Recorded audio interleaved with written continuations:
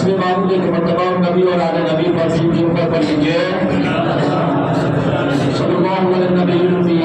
सल्लल्लाहु अलैहि वसल्लम सलात व सलाम अलैका या रसूलल्लाह सलात व सलाम अलैका या हबीबल्लाह सल्लल्लाहु तआला अलैहि वसल्लम। हज़रात मुहतरम, मैंने कई जुमा से इसी आयत करीमा को अपना मौजूद सुखन बनाया, या अय्युहल्लज़ीना आमनू तक़ुल्लाह व कूनू मअस-सादिक़ीन। ऐ ईमान वालों, अल्लाह से डरो, तक़वा और परहेज़गारी अख्तियार करो और सच्चों के साथ हो जाओ। बहुत सी मशहूर मारूफ आयत है, हमेशा आप उलमा से और इमा से और मसाजिद के इमाम से इन आयत पे जब भी किसी बुजुर्ग के उर्स के मौके आते हैं तो आप कुछ न कुछ गुफ्तगू आप अदा समात करते हैं। कदम का फरमान है कि ईमान वालों, अल्लाह से डरो, तक़वा और परहेज़गारी अख्तियार करो और कूनू मअस-सादिक़ीन और सच्चों के साथ हो जाओ।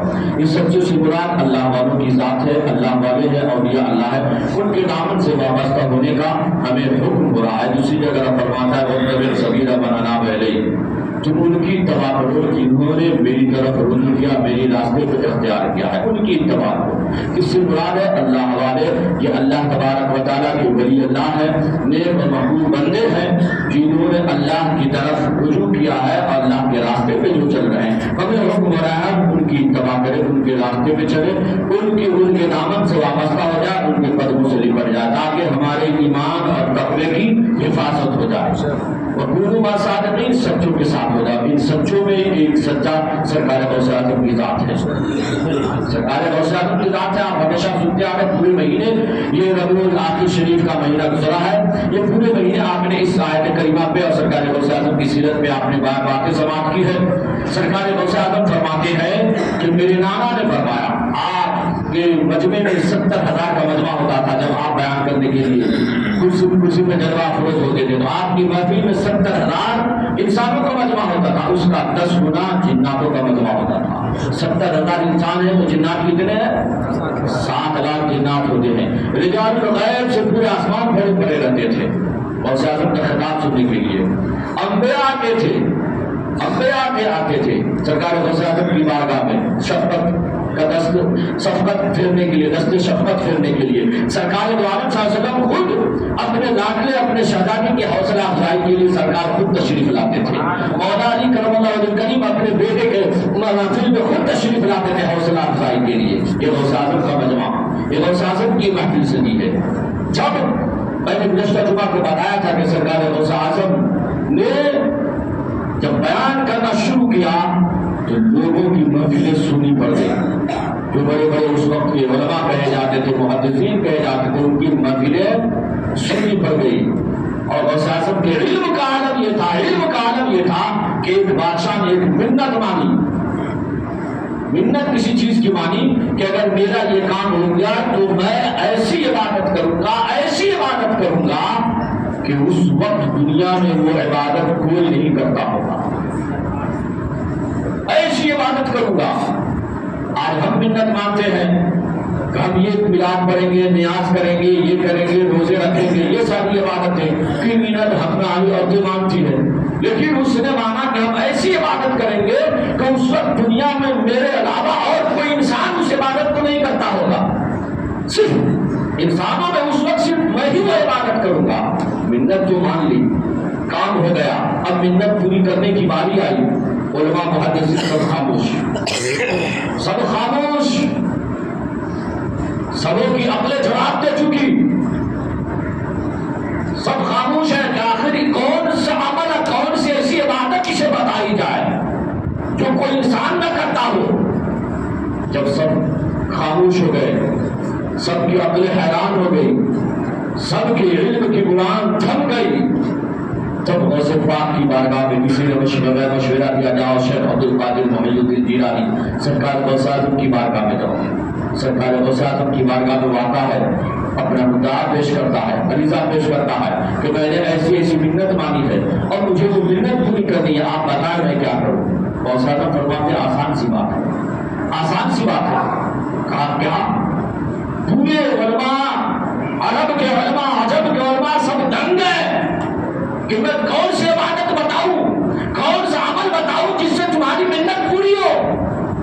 और आप कह रहे हैं बहुत आसान छोटी सी बात है। कहा तुम्हारे लिए बहुत छोटी बात है। कहा क्या? कहा तू बादशाह है? कहा چند منٹ کے لیے حرم شریف کو خالی کرا دے، چند منٹ کے لیے حرم شریف کو، کعبہ شریف کو خالی کرا دے، جتنے لوگ ہیں سب کو باہر کروا دے۔ تو بادشاہ ہے، تیرے اختیار میں یہ ہے، تیرے لیے ایسا ہو سکتا ہے، چند منٹ کے لیے تو خالی کرا دے، جب سارے لوگ خانے کعبہ سے باہر نکل جائے تب تو خانے کعبہ کا طواف کرنا شروع کر۔ بول دیجیے نا، سمجھ میں بات آئی؟ تب تو خانے کعبہ کا طواف کرنا شروع کر۔ اس وقت تو دنیا میں صرف اور صرف تو ہی خانے کعبہ کا طواف کرتا ہوگا اور کوئی انسان نہیں کرتا ہوگا، تیری محنت پوری ہو جائے گی۔ یہ غوث اعظم کا علم ہے، یہ غوث اعظم کا علم ہے۔ آپ فرماتے ہیں اور غوث اعظم کی بارگاہ میں آپ کے خدام حضرت علی بن حیدی، مقام البطول، یہ سب آپ کے خدام ہیں۔ یہ کون ہے؟ علی بن حیدی اور مقام البطول۔ یہ آپ کے مدرسے میں، آپ کے خاندان میں، آپ کی بارگاہ میں جھاڑو لگانے والے تھے، یہ جھاڑو لگانے والے تھے۔ آپ کے خادموں میں حضرت شیخ منور شاہ الہ آبادی بھی ہیں۔ الہ آباد میں ایک بزرگ ہے غوث اعظم کے خدام میں سے ہیں، حضرت سید شیخ منور شاہ الہ آبادی، جن کی عمر 700 سے زیادہ ہوئی۔ تو غوث پاک کو آپ وضو فرما رہے تھے تو ہمیشہ غوث پاک کو وضو کے لیے پانی دیا کرتے تھے، حضرت منور شاہ پانی دیا کرتے تھے۔ ایک دن آب حیات کا خیال آیا کہ خضر علیہ السلام نے آب حیات پی لیا۔ عرض کیا آب حیات کیا ہوتا ہے؟ بچپنے کا عالم ہے شیخ منور شاہ کا۔ کہا حضور آب حیات کیا ہوتا ہے؟ فرمایا کیا تجھے پینا ہے؟ کہا حضور ہاں پینا ہے۔ عاشق ہے نا، عاشق ہے۔ آج کے لوگوں کے عقل دور آگے تو سنتے حضور وہ تو خضر علیہ السلام پی چکے، میں کہاں سے پی سکتا ہوں؟ لیکن نہیں، عاشق وہ عشق فرماتے تھے۔ انہوں نے کہا حضور مل جائے تو کون چھوڑتا، میں پیتا ہوں۔ آپ نے فرمایا کہ میں جو وضو کر رہا ہوں، وضو کا پانی گر رہا ہے، اسے تو پی۔ ہاتھ سے پانی گرتا گیا۔ حضرت منور شاہ بچپنے کے عالم میں 7 مرتبہ چلو میں بھر کر کے پانی پیا۔ جیسی 7 چلو پیا، غوث اعظم نے فرمایا بس کر منور، بس کر، اب تمہاری عمر 700 سال ہو چکی ہے، تمہاری عمر 700 سال ہو چکی ہے اور 700 سال سے زیادہ وہ زندہ رہے۔ اس کے بعد آپ نے سال فرمائے۔ یہ غوث اعظم کے خادموں میں سے، بقا بن بطول غوث اعظم کے خادموں میں سے ہے۔ حضرت علی بن حیدی غوث اعظم کے خادموں میں سے ہے۔ علی بن حیدی آپ فرماتے ہیں کہ میں چین کے کالے پہاڑ پر کالی رات میں کالی چونٹی کو چلتا ہوا بغداد سے کھڑے کھڑے دیکھ لیتا ہوں۔ غوث اعظم کے خادم علی بن حیدی کیا فرماتے ہیں؟ چین کے کالے پہاڑ پہ کالی رات میں کالی چینٹی اگر چلتی ہو تو میں بغداد سے کھڑے کھڑے اس چین کے پہاڑ پہ جو چینٹی چل رہی اسے میں دیکھ لیتا ہوں۔ کسی نے پوچھا حضور اتنا علم اور اتنی نظر تیز کہاں سے ہو گئی، کہاں سے اتنا علم آیا؟ فرمایا غوث پاک کی بارگاہ میں جھاڑو لگاتے لگاتے یہ مقام مل گیا۔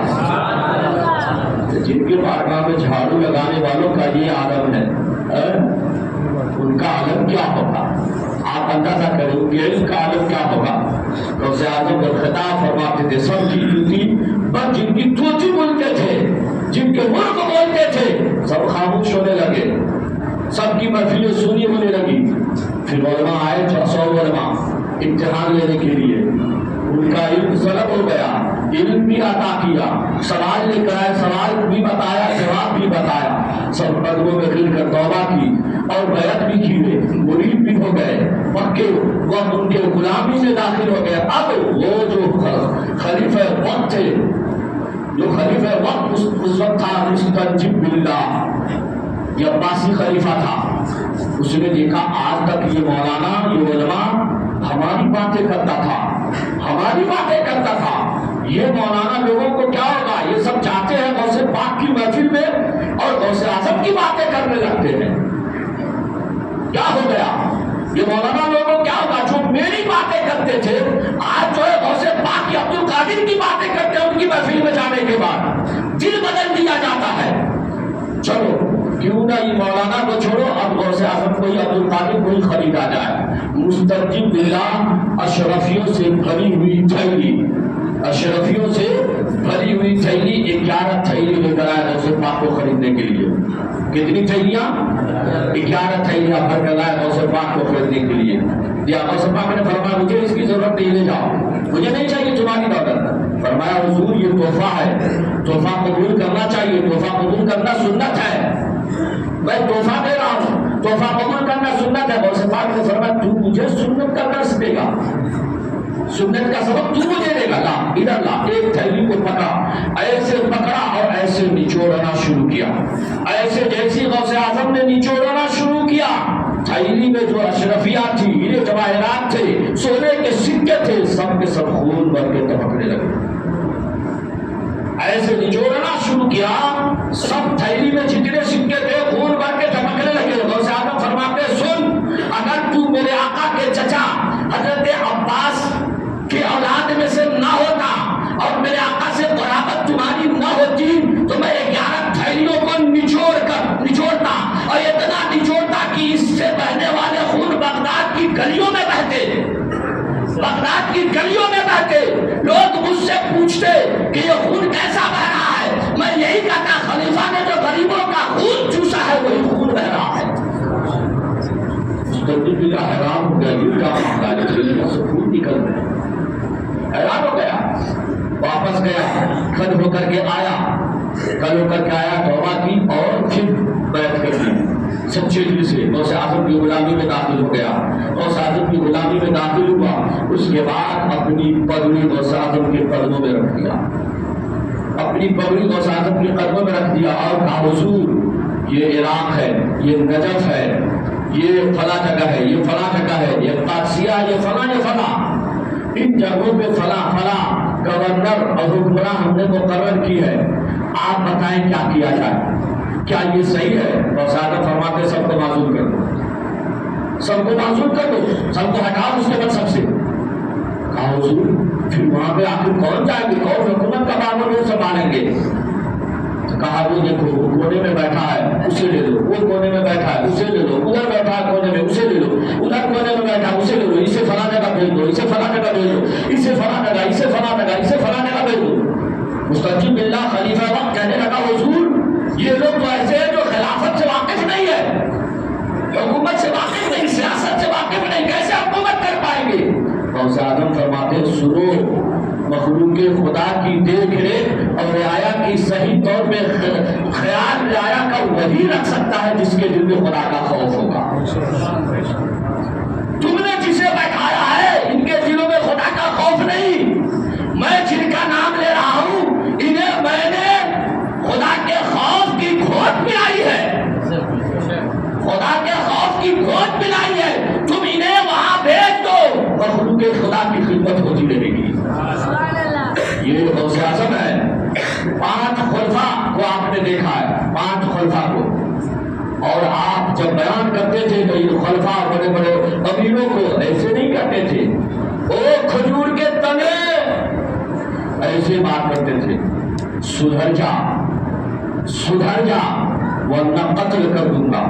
غوث اعظم فرماتے اور وہ جانتے تھے کہ قتل کرنے کے لیے ان کو ہمیں مارنے کے لیے، قتل کرنے کے لیے تلوار کی ضرورت نہیں ہے. نظر اٹھا کر دیکھیں کہ ہمارا سر گھر سے جدا ہو جائے گا. غوث اعظم کا نام کوئی ناپاکی میں لے لیتا تھا تو سر قلم ہو جاتا تھا. کوئی ناپاکی حالت میں غوث اعظم کا نام لے لیتا تھا تو سر قلم ہو جاتا تھا. جب نظر ڈالتے تو وہ زندہ رہے، غضب کی نظر جس پہ ڈالتے یا تو جل جائے یا تو سر قلم ہو جائے. سب کانپتے تھے. اس طریقے سے ان خلفاء اور ان بادشاہوں اور امیروں کے سروں پہ سوار ہو کر آپ نے دین حق کی تبلیغ کی ہے. پھر اس کے بعد آپ نے کہا سدھر جاؤ، ابھی بھی جو نہیں سدھرو گے خدا کا عذاب مسلط ہوگا. پھر ٹھیک غوث اعظم کے وصال کے 50 صدی بعد، 50 سال بعد رب نے چنگیزیوں کو مسلط کر دیا. ان پہ چنگیزیوں کو مسلط کر دیا جو پورے بغداد کے نام و نشان مٹا دیا. بغداد شہر کئی مرتبہ مٹے، کئی مرتبہ بسے. تو میرے بھائیو یہ غوث اعظم ہے، وہ غوث اعظم ہے، وہ غوث اعظم ہے. اللہ کا کرم ہے کہ اللہ نے ہمیں ایسے اپنے محبوب بندے کا دامن ہمارے ہاتھوں میں دیا ہے. ان کے در کی غلامی ہمیں دی ہے، ہمیں دی ہے. ہم ان کے دامن سے واپس نہ ہو جائے. جن کی بارگاہ کرنے آتے ہیں، چاند بھی سلامی پیش کرنے آتے ہیں، دن بھی سلامی پیش کر کے نکلتے ہیں، رات بھی سلامی پیش کر کے نکلتی ہے، مہینے سال وقت یہ ساری چیزیں غوث پاک کی بارگاہ میں سلامی پیش کر کے نکلتی ہے۔ کوئی ارادہ کرتا ہے بعد میں، کوئی انسان دل میں کوئی بات سوچتا ہے بعد میں، کوئی کام کرنے کے لیے سوچتا بعد میں ہے، غوث اعظم کو خبر پہلے ہوتی ہے۔ یہ غوث اعظم فرماتے ہیں جب تک میں نہیں چاہتا میرا کوئی نام نہیں لے سکتا، جب تک میں نہیں چاہتا میرا کوئی نام نہیں لے سکتا۔ غوث اعظم فرماتے ہیں کوئی اگر عشاء کے بعد مجھے یاد کرتا ہے تو میں مغرب بعد اسے یاد کر چکا ہوتا ہوں۔